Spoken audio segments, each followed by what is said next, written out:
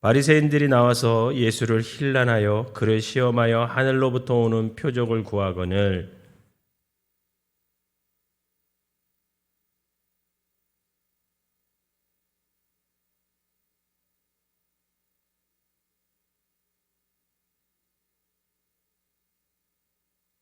그들을 떠나 다시 배에 올라 건너편으로 가시니라.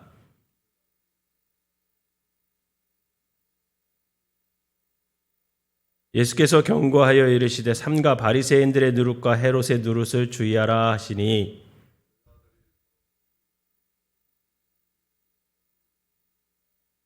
예수께서 아시고 이르시되 너희가 어찌 떡이 없음으로 수군거리느냐 아직도 알지 못하며 깨닫지 못하느냐 너희 마음이 둔하냐.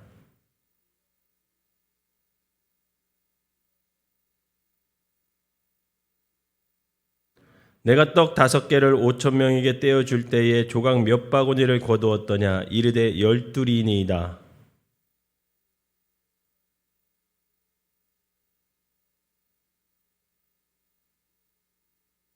이르시되 아직도 깨닫지 못하느냐 하시니라.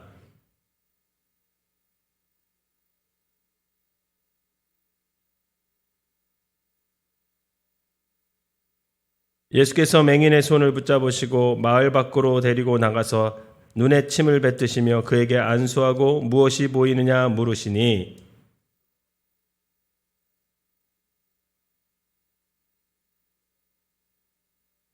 이에 그 눈에 다시 안수하심에 그가 주목하여 보더니 나아서 모든 것을 밝히 보는지라. 예수께서 그 사람을 집으로 보내시며 이르시되 마을에는 들어가지 말라 하시니라. 아멘. 거룩한 주일 새벽부터 주님 전에 찾은 여러분들에게 하나님의 은혜가 함께 하시기를 주님의 이름으로 축원합니다.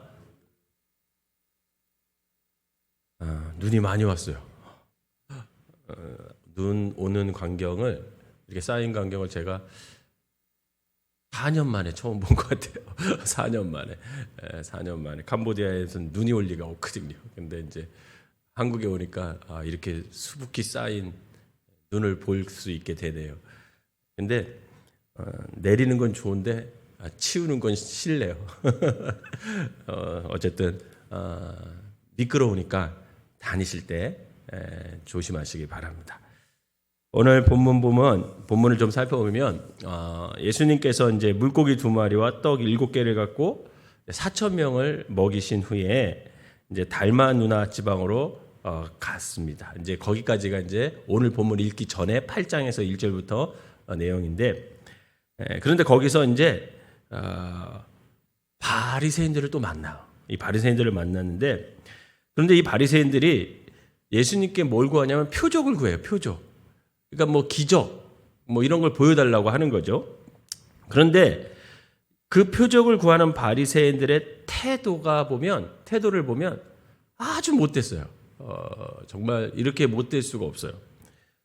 성경은 그 바리새인들의 악한 의도를 한 단어로 표현을 합니다. 여러분 11절을 한번 다시 읽어볼까요? 11절 시작. 바리새인들이 나와서 예수를 힐난하여 그를 시험하여 하늘로부터 오는 표적을 구하거늘. 즉 여기 보면 힐난하여라는 단어가 있어요. 힐난하여. 힐난하여라는 말은 어떤 뜻이냐면 의도를 갖고 트집을 잡으려고 하는 거예요. 트집을 잡으려고. 이 트집을 잡으려고 그리고 그 트집을 잡아서 내가 논쟁을 해서 저 사람을 곤란하게 처하게 하려고 하는 의도가 다분히 담겨 있는 태도. 그것을 힐난하여라는 단어를 씁니다. 즉 바리새인들이 예수님께 표적을 구하는 것은 그 표적을 통해서 내가 예수님이 하나님의 아들이고 구세주라는 것을 믿으려 하는 것이 아니라 어떻게든 트집을 잡아서 예수님을 해하고자 하기 위함이었어요. 사실 예수님은 이미 많은 표적들을 보여주셨어요. 8장까지 우리가 쭉 읽어왔잖아요. 그러면서 얼마나 많은 표적을 보여주셨습니까? 병도 고쳐주셨죠. 그죠? 그리고 풍랑이는 바다도 잔잔케 하셨어요. 이거는 하나님이 아니면 할 수 없는 일이죠. 그러니까 제자들도 그 풍랑을 잔잔케 하시는 예수님을 보면 저가 누구신데 풍랑까지 잔잔하게 하시는가 이렇게 생각했잖아요. 그리고 그 귀신도 내어 쫓았죠. 죽은 야이로의 딸도 살려주셨어요. 그리고 물고기 2마리와 떡 5개로 5,000명을 먹이시고요. 또 오늘 8장 1절에 이렇게 쭉 읽어보면 물고기 2마리와 떡 7개로 4,000명까지 먹이셨어요. 또 비유를 통해서 하늘나라에 대해서 사람들에게 말씀하시면서 그 하늘나라에 대해서 예수님께서 사람들에게 알려주셨어요. 이미 수많은 표적을 보여주셨습니다. 그럼에도 불구하고 지금 바리새인들은 예수님에게 표적을 구하면서 트집을 잡아 예수님을 공경에 빠뜨리려고 하고 있어요. 그런데 예수님은 그 바리새인들의 의도를 너무 잘 아셨기 때문에 12절에 이렇게 대답하세요. 우리 12절 한번 읽어볼까요? 시작. 예수께서 마음속으로 깊이 탄식하시며 이르시되 어찌하여 이 세대가 표적을 구하느냐? 내가 진실로 너희에게 이르노니 이 세대에 표적을 주지 아니하리라 하시고. 아멘. 즉 예수님은 그들의 표적 구하는 동기가 잘못되었고 또한 어떠한 표적을 보여준다 해도 그 사람들이 믿지 않을 것을 빤히 아셨기 때문에 예수님은 그들에게 표적을 보여주지 않으시고 아예 배를 타고 그들을 떠나 다른 곳으로 가십니다. 사랑하는 성도 여러분, 믿지 않는 사람들 중에서는 굉장히 인격이 훌륭하고 사람 됨됨이가 좋은 사람들이 있어요. 그런 사람들이 있습니다. 믿음이 없음에도 불구하고 인격적으로 훌륭하고 그 말 한마디 한마디가 영향력 있고 참 사람을 우러러보게 하는 사람들이 있습니다. 그런데 반면 믿지 않는 사람들에게는 우리 그리스도인들만 보면, 교회만 보면 의도적으로 교회 다닌다고 예수 믿는다고 공격을 하고 비꼬는 사람들이 있어요. 의도적으로 그런 사람들이 있더라고요. 여러분 그럴 때 여러분 어떻게 행동해야 돼요? 여러분 오늘처럼 예수님과 같이 행동을 해야 합니다. 싸울 필요 없어요. 의도적으로 공격하고 어떻게든 트집을 잡아서 우리를 비꼬려고 하고 신란하는 사람들에게 여러분 싸울 필요 없어요. 예수님처럼 그냥 피하면 됩니다. 피하면. 상종하지 말고 그 자리를 떠나면 돼요. 영적 싸움은요, 싸울 때가 있고 피할 때가 있는데 교양 없고 의도적으로 비꼬고 공격하는 그 사람들이 있다면, 세상 사람이 있다면 여러분 그 자리를 떠나면 돼요. 싸우지 말고 피하시길 바랍니다. 이제 본문으로 돌아가서 제자들과 예수님이 이제 바리새인들을 피해서 배를 타고 이제 벳세다로 가요. 벳세다로. 22절을 보면 이제 벳세다라는 게 밝혀지거든요. 벳세다로 가는데 그런데 제자들이 남은 빵 조각 7강주리를 어떻게 하고 왔어요? 그냥 두고 왔어. 잃어버렸어. 배에다 실는 거를 깜빡한 거죠. 아마 제자들이 그 남은 빵을 안 갖고 온 것이 이내 마음이 찔린 거예요. 이내 마음이 찔렸고 예수님께 혹시 한 소리 듣지 않을까라고 마음속으로 생각하고 있었던 것 같아요. 그러던 중에 예수님께서 누룩을 빗대어서 바리새인과 헤롯의 누룩을 주의하라 라고 제자들에게 말씀하십니다. 여러분 15절 한번 읽어봅시다. 시작. 예수께서 경고하여 이르시되 삼가 바리새인들의 누룩과 헤롯의 누룩을 주의하라. 여러분 여기서 말하는 바리새인들의 누룩. 여러분 누룩이 뭐예요? 누룩을 이렇게 발효시키는 거잖아요. 쉽게 말하면 발효시키는 건데 따지고 보면 자꾸만 이렇게 썩어가지고 점점 번져가는 거, 퍼져가는 거 이걸 말하는데 여러분 바리새인들의 누룩이 뭘까요?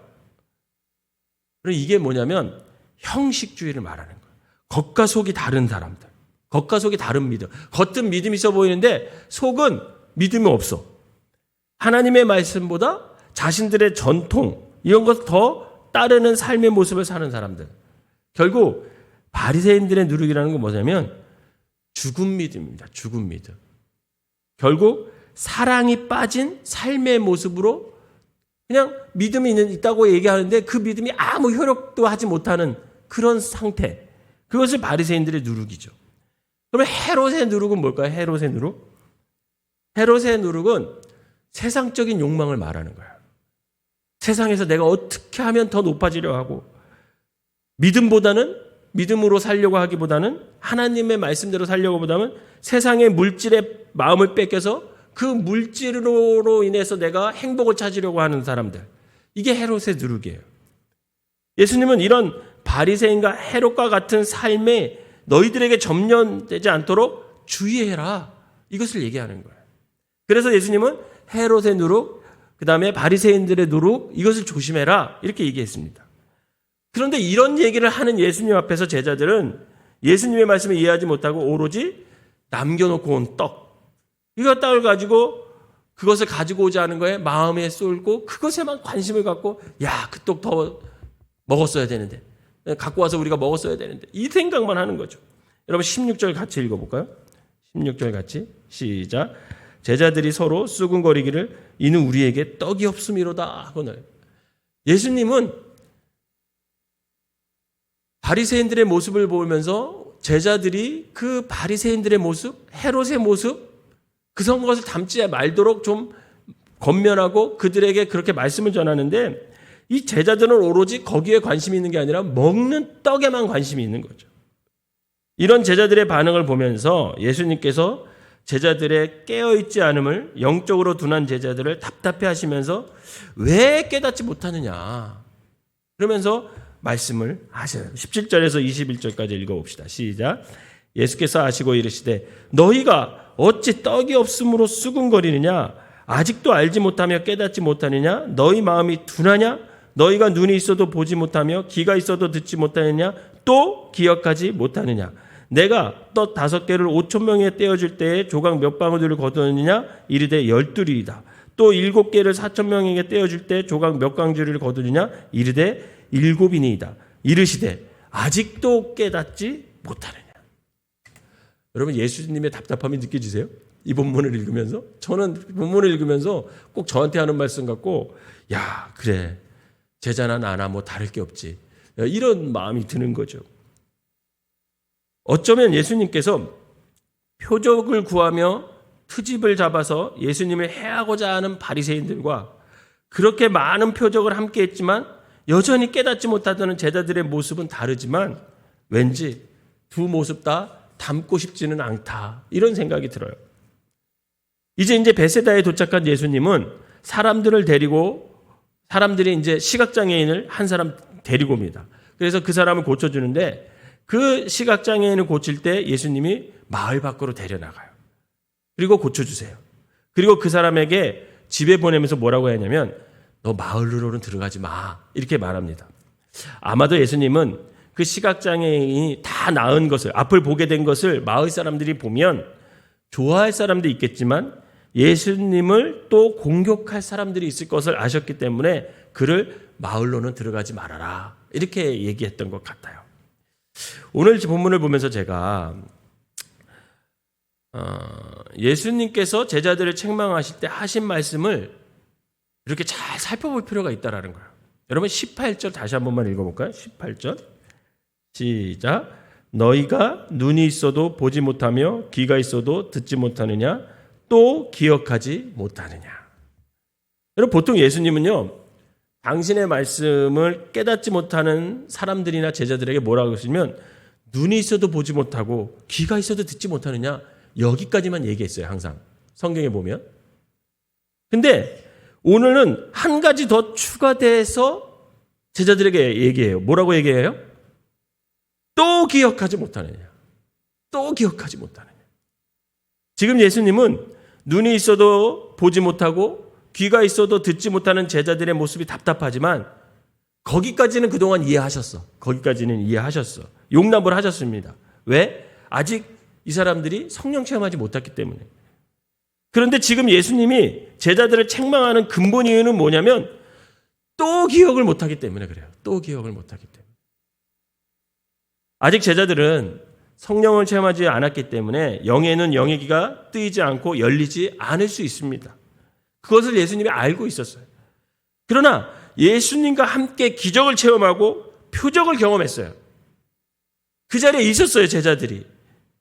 그런데 거기에 있었다면 예수님은 적어도 그것만 같이 함께 체험한 그런 기적, 표적, 여러분 그것만은 기억하고 깨달아야 하는데 지금 제자들은 또 기억을 하지 못하고 엉뚱한 반응을 하고 있는 거예요.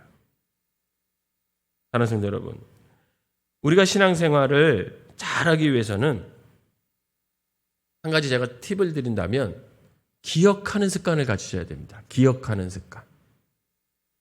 그래서 구약에서 하나님께서 이스라엘 백성들에게 항상 하신 말씀이 있어요. 뭐라고 말씀하셔요? 기억하라. 기억하라. Remember.